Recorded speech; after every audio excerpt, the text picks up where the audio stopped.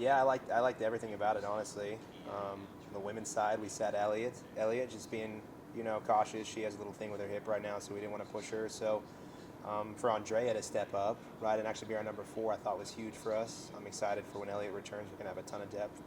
But yeah, Sarah, she's just starting to show like a lot of poise and a lot of patience at the beginning of these races, and that's something she really struggled with last year. So just figuring out some race strategy stuff for her, right? She's really starting to become a veteran in a race like that, and she obviously has the fitness to do it. So for her to break 17 minutes, on a course like that was unbelievable, and for the rest of the pack to be as close as they were was unbelievable. So I was very very happy with them finishing third in a field of that talent is great for our team at this time. So I'm really excited. And the men, I got to be honest, they really shocked me. I really wasn't.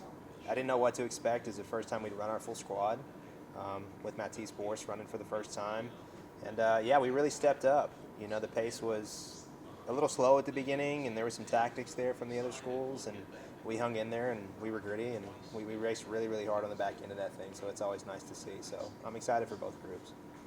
Now about a month off before conference championships. Yeah. It seems like the season's doing the Bible. We can work on here this next month.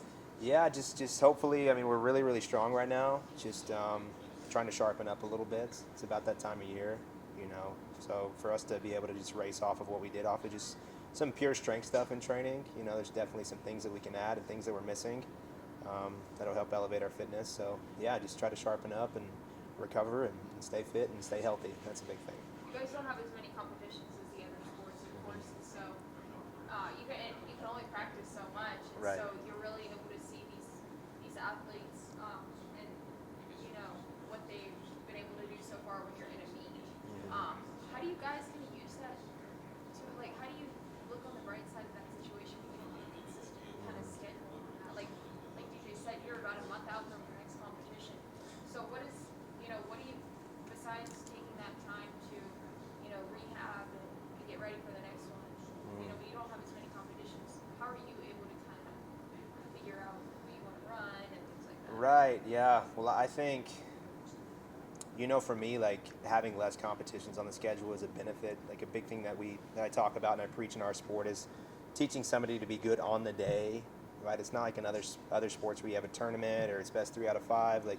So I think the less we compete and then you can show up on that day and be good, right? Is something it's a skill and not a lot of people have it, and it's something that we try to preach here at WT. So for me, having less and then being good every time we go out, it's like that's not luck, right? That's almost sort of manifesting this thing out of yourself. So to me, it's a huge positive. And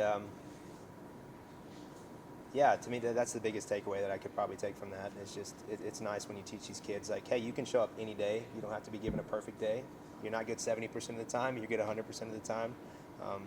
So yeah, that's really the thing with the smaller schedule. I think that we're trying to teach these athletes. But on the flip side of that, you guys are also competing all year because as soon as cross country season ends, Yeah. you're riding to indoor. Then as soon as indoor ends, you're riding to outdoor. So it's you got also have to pace these guys. Yeah, exactly, and that's a big part of it too. Being a distance athlete, I mean, you compete at a really high level from 9 months out of the year, so holding them back, especially in the fall. I mean, cross country, 10K, 6K on grass, it's brutal. It beats you up, and we have to travel all over the country to get to these meets, and that also beats you up. So you're exactly right. Like just pacing them. We got a long indoor, long outdoor season, and keeping that in mind is a big part of it.